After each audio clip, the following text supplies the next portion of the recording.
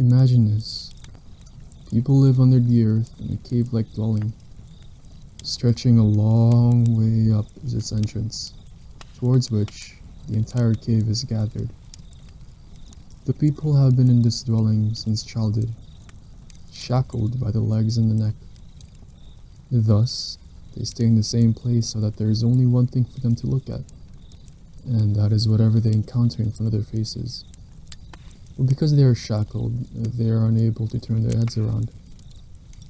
Some light, of course, is allowed to them, mainly from a fire that casts its glow from behind them, being above and at some distance. Between the fire and those who are shackled, there runs a walkway at a certain height. Imagine that a low wall has been built the length of the walkway, like the low curtain that puppeteers put up, over which they show their puppets. So now, imagine that all along this low wall, people are carrying all sorts of things that just reach up higher than the wall. Statues and other carvings made of stone or wood, and many other artifacts that people have made. As you would expect, some are talking to each other and some are silent. This is an unusual picture that you are presenting here, and most especially unusual prisoners. Glaucon, Plato's brother, replied. They're very much like us humans, Socrates responded. What do you think? From the beginning, people like this have never managed, whether on their own or with the help of others, to see anything besides the shadows that are constantly projected on the wall, opposite to them by the glow of the fire. How could it be otherwise, since they are forced to keep their heads immobile for their entire lives? Glaucon added. And what do they see of the things that are being carried along? Do they not simply see these? Certainly, Glaucon replied. Now, if they were able to say something about what they saw and to talk it over, do you not think they would regard that which they saw on the wall as beings? they would have to. And now what if this prisoner had an echo reverberating off the wall in front of them? Whenever one of the people walking behind those in chains would make a sound. Do you think the prisoners would imagine that the speaker was anyone other than the shadow passing in front of them? Nothing else, by Zeus. All in all, those who were chained would consider nothing besides the shadows of the artifacts as the unhidden. That would absolutely have to be. So now, watch the process whereby the prisoners are set free from their chains, and along with that, cured of their lack of insight. And likewise, consider what kind of lack of insight must be if the following were to happen to those who were chained.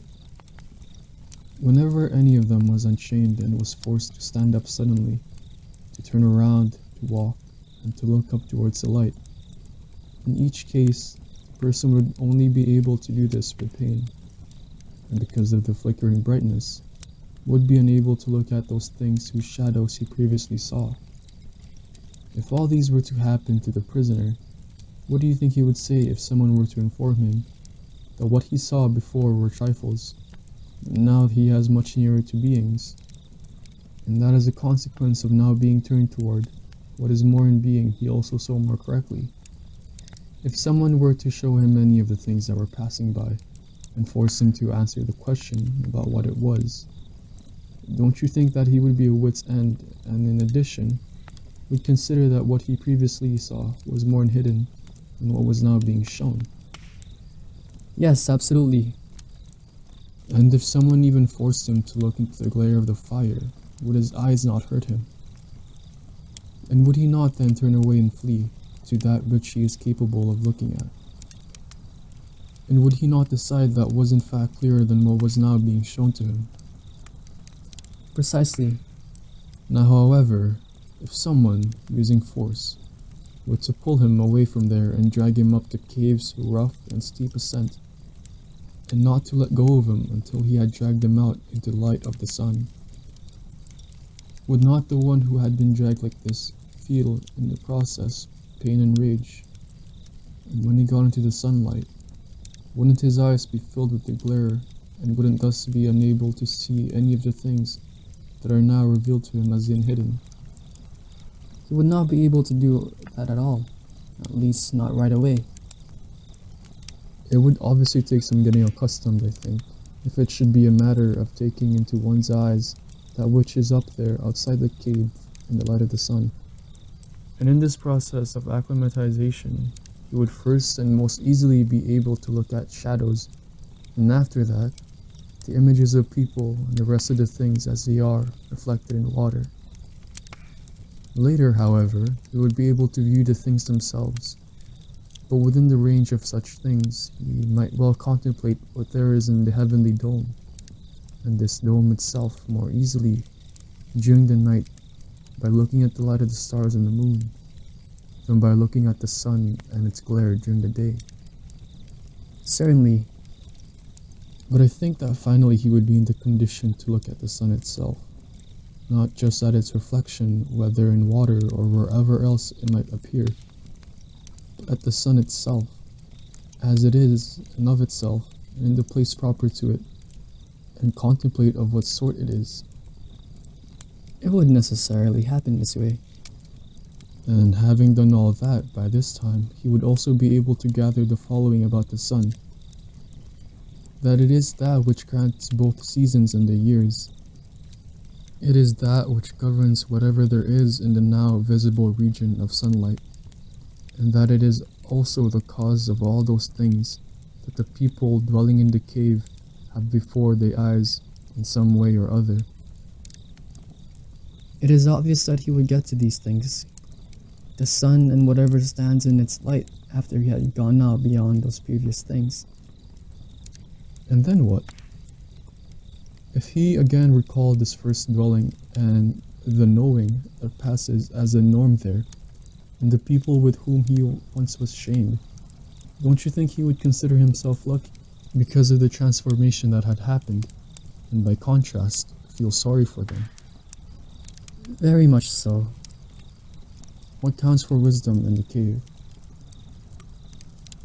However, what if among the people in the previous dwelling place, the cave, certain honors and commendations were established for whomever most clearly catches sight of what passes by, and also best remembers which of them normally is brought by first, which one later and which ones at the same time? And what if there were honors for whoever could easily most foresee which one come by next? Do you think the one who had gone out of the cave would still envy those within the cave, and would want to compete with them, who are esteemed and who have power? Wouldn't he or she prefer to put up with absolutely anything else, rather than associate with those opinions that hold in the cave and be that kind of human being? I think they would prefer to endure everything, rather than be that kind of human being. And now, consider this. If this person who had gone out of the cave were to go back down again and sit in the same place as before, would he not find in that case, coming suddenly out of the sunlight, that their eyes were filled with darkness? Yes, very much so.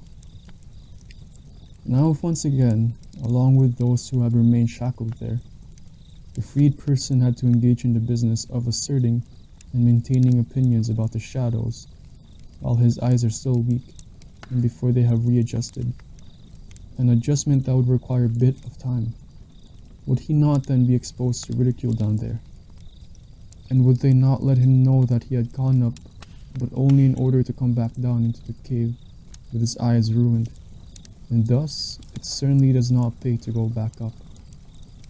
And if they can get a hold of this person who takes it in hand to free them from their chains and to lead them up, and if they could kill him, would they not actually kill him? Yes, they certainly will.